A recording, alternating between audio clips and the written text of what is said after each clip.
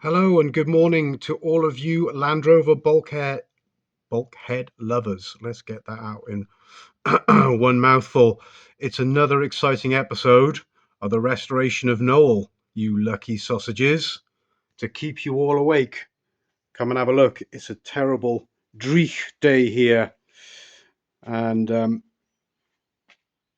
there's the bulkhead. Check it out. Now then, you can see that that section is in place. Well, it's not in place. It's just sitting in place. So I was going to show you guys everything that's going to go on how to join that bit in. Aren't you lucky, eh? Core the intricacies of the bulkhead and its strengthening parts within. So this is the bit that Steve Baldwin at Baldwin's 4x4s recommended me not to do. And I kind of know why now, because it's such a bit of a mission. If you look at it from this side, it's actually going to go really well because this flange here, I managed to separate that in its entirety. So that will be joined. I'm going to drill out where those Tipp-Ex marks are. So they denote the original spot welds. I will drill those out and plug weld that as per the original. So pretty much from inside, you're not going to really know anything about the repair, which is obviously what I want. There's this part here. There's the line there. You can see the line, so that's going to be seam welded, and then down into here, which is going to be covered by the door seal. This piece has also been repaired, and it went in. I think I had that ready to go in on the last video that you saw, and it's gone in absolutely beautifully. It's perfectly straight. If you have a look down there, this bit with the flanges line up beautifully with the holes underneath, and actually in actual fact on the other side it doesn't line up as nicely, so we've kind of improved things there. This is probably going to be the last bulkhead video because you guys must be so fed up of seeing tedious progress on this, but it is getting there, as you can see. So obviously it's going to be a very gentle seam weld down here and down here.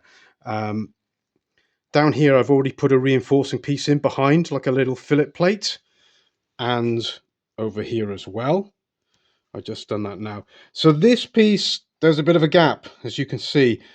There is a reinforcing piece behind this, so I'm actually just going to very gently weld that up and try and keep it as cool as I can whilst I'm welding. So I'm going to try and take my time doing that.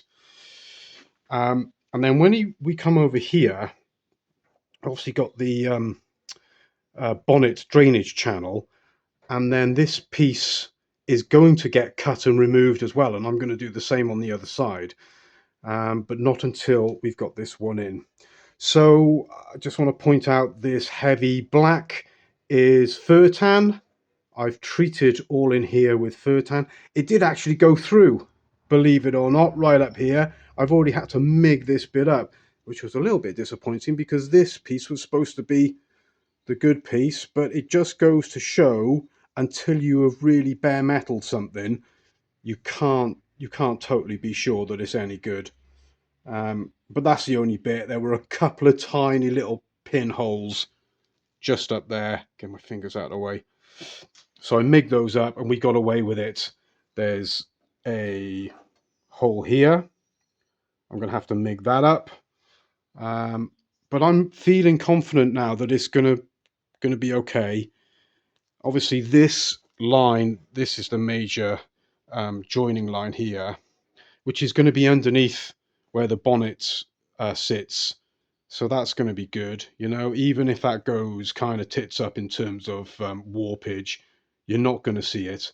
But I'm going to make damn sure to take my time and cool the panel down properly between each weld, so that I'm going to keep the chance of warping it to an absolute minimum. But I'm pretty pleased with how it fits. You know, it is going to be exactly in the right place, and then I'll be able to cut the passenger side out and then match it up to the driver's side. You can see now we're just gonna lift this off. In fact, it's such a good fit it doesn't want to come off now. It's tight, it is. It's very tight. It's tighter than it was before. That's typical.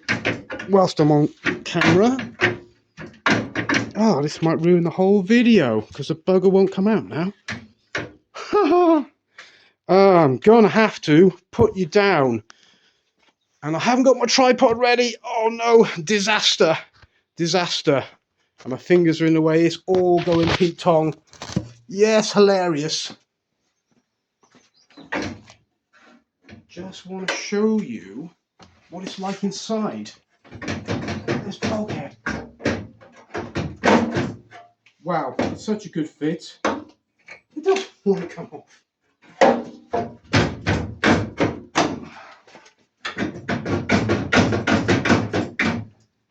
You wouldn't believe, I've had this panel on and off so many times. You wouldn't believe it, would you? There we go. I was just stuck in that corner. God. How to look like a tit on YouTube. Right, let's pick you up again. I hope you're still with me. I just wanted to show you inside, that's all. So I've done numerous repairs on this piece. There's sections in here which you can't really see at all, but it is. I've put a section in here, and that was one of the most awkward ones to do. And then there's another section here. You can just see, you can just about see the join mark there. So I've cleaned all out in here. I've treated it all with fur tan, and then I've painted it with a zinc well-through primer, which I don't massively a fan of the well-through primers because they do tend to contaminate the welds, but actually these ones have been okay.